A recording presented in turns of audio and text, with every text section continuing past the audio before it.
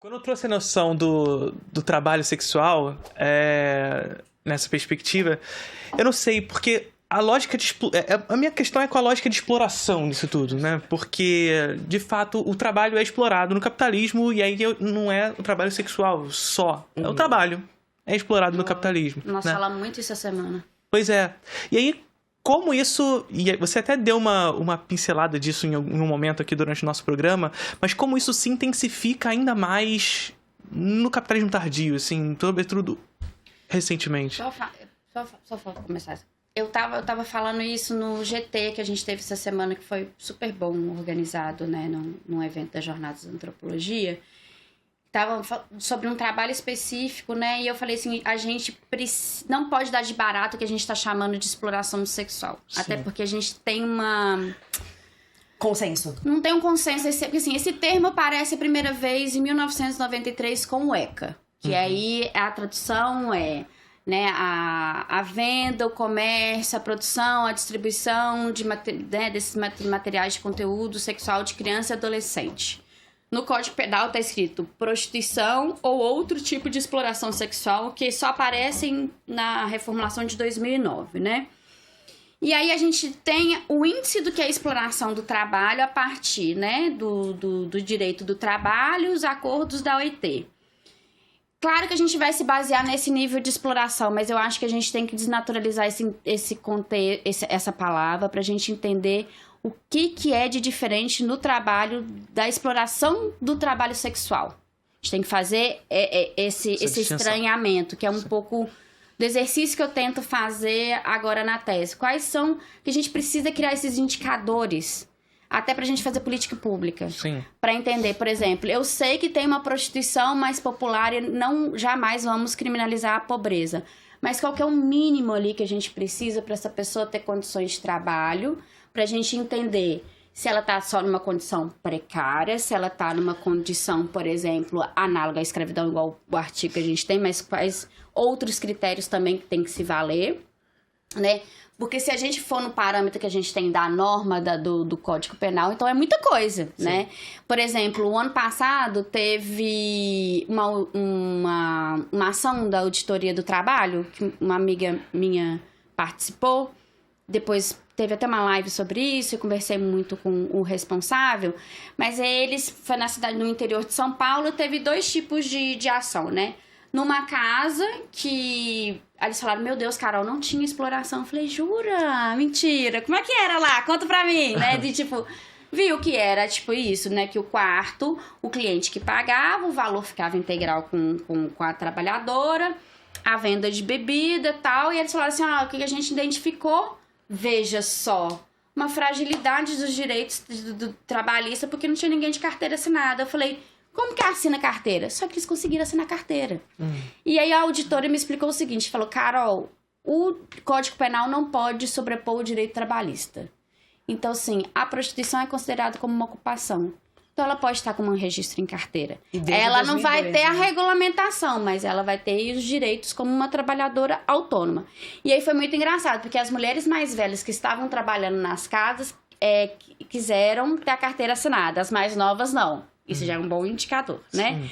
E aí eu falei com ele assim, olha, a gente tinha que pegar esse exemplo dessa ação da Auditoria do Trabalho pra gente começar a criar esses indicadores, né? Sobre o que a gente vai estar chamando de exploração do trabalho sexual pra gente fornecer política pública. Porque a questão do lucro só, ela é muito insuficiente. Ela é muito insuficiente. Porque ela tudo envolve lucro. Por exemplo, é igual eu tava... falando isso com a Lana, eu falei, pô, Lana, beleza, eu acho horrível as plataformas pegarem 50%, até porque, já que ele é um prestador de serviço, eles não estão dando o retorno para essas pessoas. Mas, por exemplo, quando eu trabalhava no shopping, minha meta, por exemplo... Tem escala 6x1, né, amiga? E olha lá, porque no Natal, na minha época, a gente não podia não tinha. Nem folgar. Teve loja aí que eu trabalhei 15, 16 horas, eu virei uma zumbi. Mas, por exemplo, dessa loja em específico, que era uma loja grande e a meta era bem grande, a gente tinha que vender R$95 mil cada vendedor, ainda que tinha 25 vendedores dentro da loja. E ficava com quanto? 3,5. 3,5. De 95 mil. De 95 mil reais. Tu dá 95 mil pro cara que vai pra Grécia, né? Exatamente. E eu trabalhando sem folga. E assim, quando entra naquele horário full time lá do shopping, que a gente tem que fazer 12 horas direto sem folga, tipo assim, tem lucro. Então, assim, o que a gente vai quantificar do lucro, então, pra gente qualificar isso como exploração sexual? Jornada de trabalho. Tá, jornada de trabalho tem muitas interlocutoras minhas de pesquisa que falam, olha, eu começo a trabalhar na hora que eu pego no meu celular. A gente também.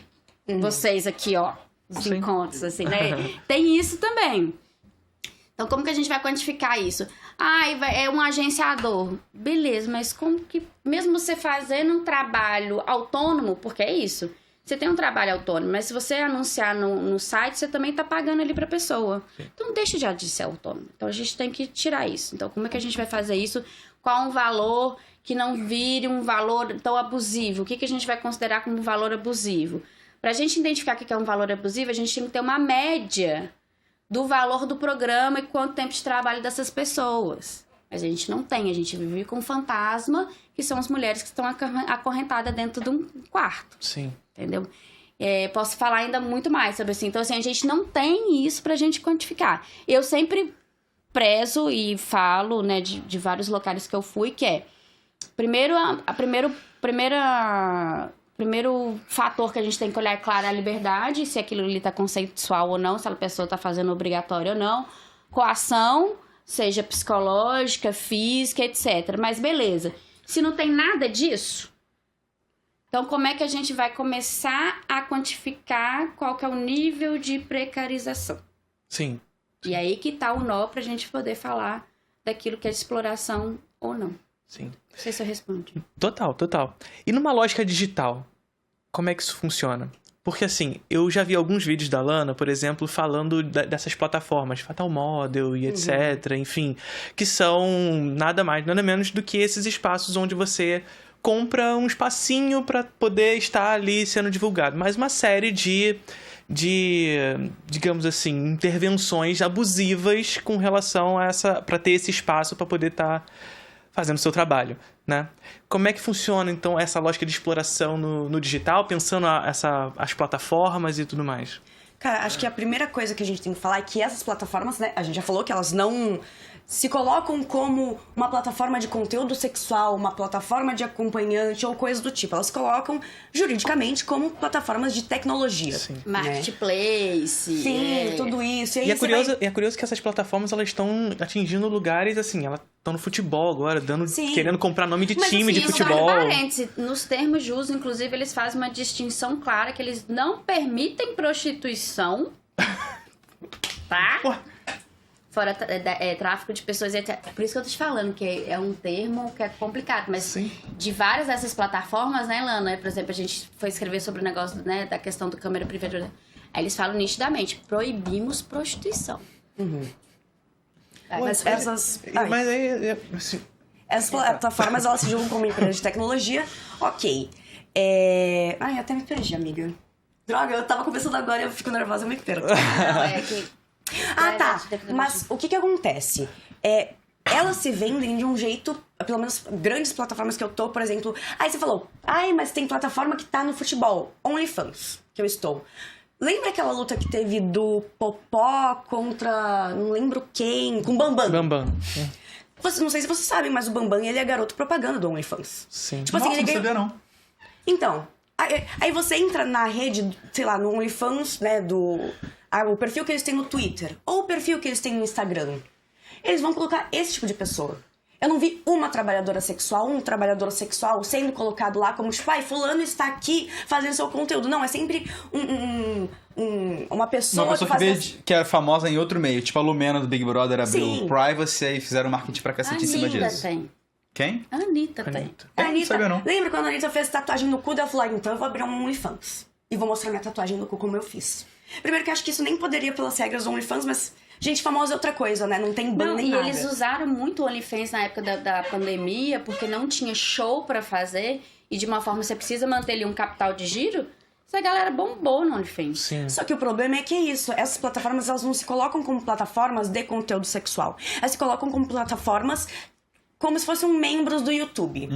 Membros, assinem. Assim, Já fiz o jabá também. o Matheus Fiore vai ficar de cuequinha, que ele disse. Foi. Da Insider. Da Da Insider Insider. ainda. E aí, primeiro que essa discussão já fica muito, né, foda de se fazer, porque pessoas que acabam entrando por N motivos, às vezes mesmo por achar, tipo, não tem esse negócio, eu vou começar fazendo só um negocinho sensual que nem fulana famosa tá fazendo, né? Eu vou ganhar a mesma coisa que ela. Uma plataforma... Aí, querendo ou não, é uma plataforma de conteúdo sexual. Elas são conhecidas por isso. Seja Privacy, OnlyFans, Fatal, que é de um meio diferente, mas enfim, ainda tá nesse meio de trabalho sexual. Mas aí você vê, por exemplo, a Privacy. Eu tenho diversas críticas dessa plataforma. Odeio. E uma outra coisa, né? Que eu não estou em plataformas brasileiras porque eu tenho medo de retaliação. Porque eu sei que se eu falar alguma coisa, como tem várias meninas no nosso meio que não falam contra a câmera privê, que não falam contra a Fatal, que não falam contra a Privacy, porque elas sabem que elas podem ter as contas banidas, né? Inclusive, Então, procuram na DM. Inclusive, a denúncia que a gente fez do câmera privê foi através do meu perfil por causa disso. Sim. então as pessoas já não têm noção. Aí você pega a Privacy. O slogan deles é monetize a sua liberdade. Eu fico, com perdão do trocadilho, eu fico puta com isso, sabe? Porque eu penso, que liberdade? Primeiro, no capitalismo que a gente tem, eu não tenho liberdade nem de escolher minha operadora de celular. Eu vou ter liberdade de colocar um conteúdo na internet em que tem uma plataforma que tá pouco se fudendo pra gente. Porque já aconteceu vazamento de conteúdo, de dados, enfim. Não tem proteção e apoio nenhum. Não, Os termos não de tem. uso são completamente abusivos. E aproveitam de brecha legal. Sim. É tipo assim, a gente tem que fazer tudo e eles só têm que ganhar o dinheiro. Aí fica muito fácil. E se aproveita né? da necessidade de estar lá, né? Do trabalho sexual Sim. estar lá. Porque tem um pouco dessa lógica... A gente pensar até no iFood, no Uber e tudo mais. O iFood, se você Se é um tá... restaurante, você não tá no iFood... Você não tá no iFood, meu amigo. Você não existe. Sim, sim. Até porque, antigamente, inclusive eu consigo ver uma diferença muito grande do trabalho sexual. Por mais que eu acho que há 7 anos, amigo, você acredita? Eu fiquei outro dia pensando, nossa... E aí, trabalhístico. Hã? Joga no bicho. Aí eu vou no Rio de Janeiro ainda Já acho que tá vai no dar Rio de bom. Janeiro? Eu acho. E eu consigo ver um mundo de trabalho sexual antes e depois do OnlyFans. Sim. Antes, por exemplo, as meninas que faziam conteúdo virtual, elas recebiam majoritariamente por transferência bancária. Não tinha Pix. Sim. Então era transferência bancária. As pessoas, elas enviavam por alguma plataforma, nuvem, alguma coisa assim, e-mail, sabe? A gente tinha que ir lá um por um, né? E eu já fui também vendedora de shopping, né? A gente tinha os clientes que a gente já falava que era caroço. Sabe o cara? E eu já vou dar dica pra todos vocês. Sabe o cara que entra na loja e fica assim...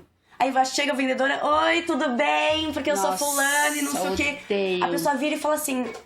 Não, eu só tô olhando. Tô dando uma olhadinha. E vai te pergunta disso, daquilo, aí Inclusive, tá chegando dezembro, não faça isso nas lojas, tá? porque roda as pessoas. Existe uma fila que as pessoas vão ter todo um esquema assim, né? Enfim, às vezes a gente também tem esses clientes que são caroços. A gente chama cliente caroço. Que é aquele cara que vai na DM e pergunta, você tem, não sei o quê. E aí é uma questão, né? Agora tá muito mais forte. Mas antes você já não podia falar dessas coisas em rede social. Então como que eu ia vender o meu conteúdo por DM pra pessoa? Entendeu? Aí, não sei o quê, porque você tem isso, você tem aquilo. Aí você ficava em um por um e não sei o quê. Querendo ou não, essas plataformas, assim como a iFood, assim como a Uber, elas não só centralizaram, como estão monopolizando o mercado hoje em dia. Então, o câmera privê, por exemplo, que eu quero muito falar disso para as pessoas saberem também, que faz, 2 meses? 2 meses. Que eles mudaram os termos e condições do site. As meninas do site vieram procurar a Carol, vieram me procurar para falar, então, porque, sei lá, eles avisaram dia 29, dia 30, sei lá, que eles iam mudar os termos. Aí... Não, foi assim. Pode falar. Começou assim, um conjunto de ex-modelos da câmera privê abriram uma plataforma nova. Pra ser competição. Pra ser competição de streaming live, né? Tipo, né, que é de Cam Grow. E aí, muitas trabalhadoras começaram também a usar esse serviço pra ver. E aí tinha uma cláusula muito específica que falava sobre A transmissão simultânea, ou seja, de você estar em 2 plataformas ao mesmo tempo, que isso não poderia comprometer a qualidade da transmissão. Só que assim, as meninas são super profissas, filha, que inclusive elas que vivem me ensinando coisas que eu não sei nada. Então assim, as câmeras, o nível de conexão de internet são as mais cabulosas possíveis e etc. Trancaram os perfis, desbloquearam o perfil dessas pessoas. Essas pessoas não conseguiram tirar o dinheiro delas. Antes da data, que eles colocaram, tipo assim, no dia 1º... Aí na segunda-feira, que foi dia 1º, aí eles foram e mudaram os termos de uso, falando assim, não é bem assim. Como viu a brecha e falou assim, olha, não pode, conteúdo tem que ser exclusivo, não sei o que, tal. Só que eles baniram as criadoras antes de fazer a mudança, antes da data da mudança. Então, tipo assim... Baniram e não bloquearam conseguiram sacar o dinheiro, né? E não conseguiram sacar o dinheiro. Aí do dia pra noite você fica sem dinheiro, você fica sem trabalho, porque, querendo ou não... Isso é golpe. Sim, mas... Sim! Mas, e querendo ou não, o câmera privê, ele fez essa lógica, ele seguiu essa lógica que é uma tendência, sim, no capitalismo. Hoje em dia a gente tem o quê no mundo inteiro? 6 empresas divididas em não sei quantas holdings. Então, aqui no Brasil a gente tem o quê de camming? Tem o câmera privê. As meninas, elas se veem obrigadas a fazer, e como a Carol falou, tipo, às vezes você tá no presencial, você tem que complementar a renda, porque o mercado tá cada vez mais competitivo. E se surge algum alternativo, é alternativo. Não, você e vai, é muito você vai pro engraçado. principal. Não tem essa força. Por exemplo, todo dia surge uma plataforma nova que chega na minha DM falando, porque a gente tem plataforma tal, você não quer entrar? Sim. E aí, tipo assim, como que essa plataforma vai concorrer, pelo menos aqui no Brasil, com a privacy? Sim. Que é um monopólio. Então, hoje em dia, você vê música, eu ouço muito, como eu falei, eu ouço muito trap. Os caras fazem muita referência ao privacy. Sim. Referência ao OnlyFans, referência às minas do Job, né? Fatal Model, saca? Já tá virando a Fatal Model também. Não é exclusivo. Ela agora se denomina como uma startup. É o modelo mais fácil, né? É um modelo de negócio como se fosse a OLX. Então, Sim. assim, não é... E aí, tem outras plataformas... Só um parêntese. Quando rolou isso, né? Alguma das modelos procuraram uma advogada. E essa advogada super fofa, a gente juntou todas, né? Pra ajudar todo mundo. Eu e a Cris, nós escrevemos pra Pronto Jornalismo também, pra gente poder... denunciar e etc. E aí, essa advogada, né, brilhante, pegou o Código Civil e falou assim, eles estão comprometendo, inclusive, o direito do livre mercado. Já que vocês gostam tanto, então vamos pegar nos... Olha a mão invisível do... Aí ela fez um modelo de carta e todas mandaram diretamente lá e muitas delas conseguiram desbloquear as contas e pegar seu dinheiro, porque aí pegou exatamente numa questão que essas plataformas não pegam, né? Porque elas exigem muito, mas não querem dar um reconhecimento como trabalhador. Mesma coisa do iFood, da Uber, e agora a gente tá entrando nesse debate da regulamentação, né? E aí, o mais engraçado foi que depois de uns 20 dias, eles soltaram no blog, somente lá para as modelos, né, a carta deles para falar o quanto que a privacy, O câmera privê, quer dizer, desculpa. O câmera privê investe nelas, porque né? só em marketing é não sei quanto. Que só de tráfico é não sei quanto. Tadinho. E que essa transmissão simultânea compromete a segurança da pessoa que está ali contratando o serviço, porque é sobre isso E também, aí eu vou te contar um caso do câmera privê que eu lembrei, que aconteceu esse ano também, antes disso tudo. Um dia umas meninas vieram me contatar por um outro perfil que é de uma mina também que faz conteúdo falando de camming, não sei o que. Ela falou, a mina do Colvin, a Colvin. Ah, sim. Ela veio falar comigo e falar, você manja das coisas, você pode ajudar a gente? Porque tem meninas que elas estão precisando de ajuda e tal. Enfim, fui falar com as meninas, o que tava acontecendo? Um streamer da Twitch, que também tinha TikTok, não sei o que, tipo, tinha mais de 150 mil seguidores na Twitch. Ele tava fazendo um programinha muito legal que, enfim, que ele ia lá no câmera privê, ele gravava as minas, tipo assim, nada sexual, mas ia lá no site, começava a gravar as minas e começava a humilhar as minas. E os caras no chat começavam a mandar dinheiro pra ele começar a humilhar mais as minas pra perguntar isso, aquilo. E as minas não estavam entendendo, né? Tipo, você tá lá fazendo seu trabalho, o que esse louco tá vindo? Mas, enfim. E aí depois elas viam que elas estavam lá no canal... Tipo, tinha saído o corte, a cara das minas, sabe? E muitas meninas falando, tipo, cara, eu vou por câmera privê, tipo, porque querendo ou não, eu tenho lá o meu público, é um negócio fechado, não sei o que, eu acho que ninguém ia ver. E elas têm direito à privacidade, afinal. Sim. Tava lá no site, por que... Aí eu fui tentar falar com várias pessoas, inclusive...